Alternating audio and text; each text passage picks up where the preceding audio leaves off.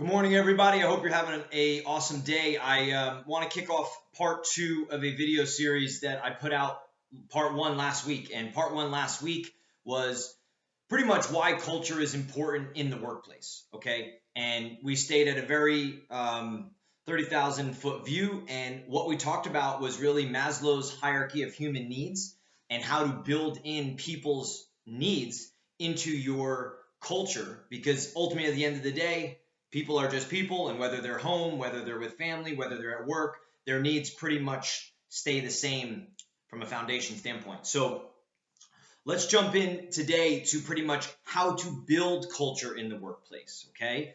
And we'll start with what I consider foundation number one, which is know your industry and know your people. Industries are all different. Are you a freight company? Are you a law firm?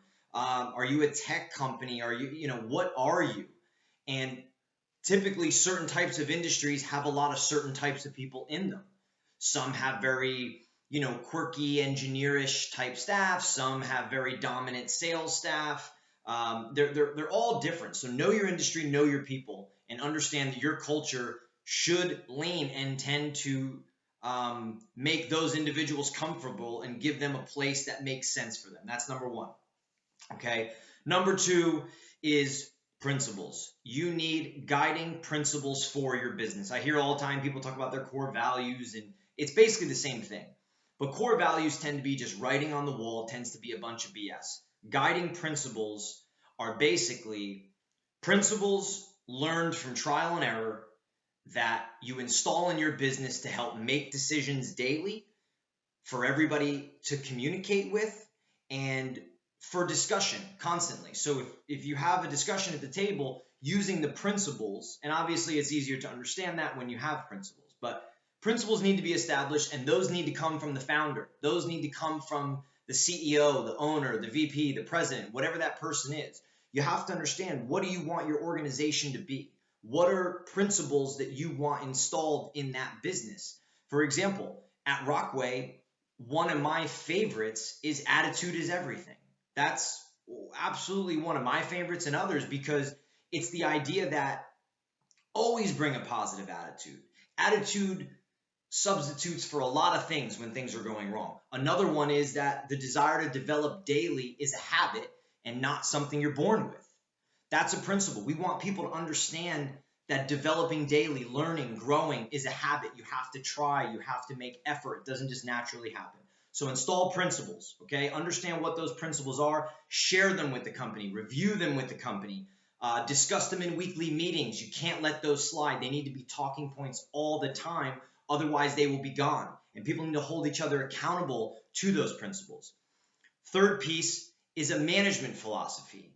You need to write out, if you're, president, CEO, whatever it is, as your company grows and you install managers, not every manager can manage exactly the way you manage or exactly the way you would handle a situation. So what's really important is that you write out management philosophy. Make sure every employee has it and they understand this is how you are supposed to be managed at this company. It's an expectation that is set. It usually derives from your principles. And it's nice for employees and team members to understand that if they're not being managed this way, they can come to you. They can go to somebody. It's an expectation saying, okay, this is what this place will be like. This is how I will be managed as a staff member at this company. So that's the first part to all of this. When how to build culture in a workplace, start there. Understand your industry. Know the people, right? Second, build principles, guiding principles. Write down really good guiding principles. I gave you two examples.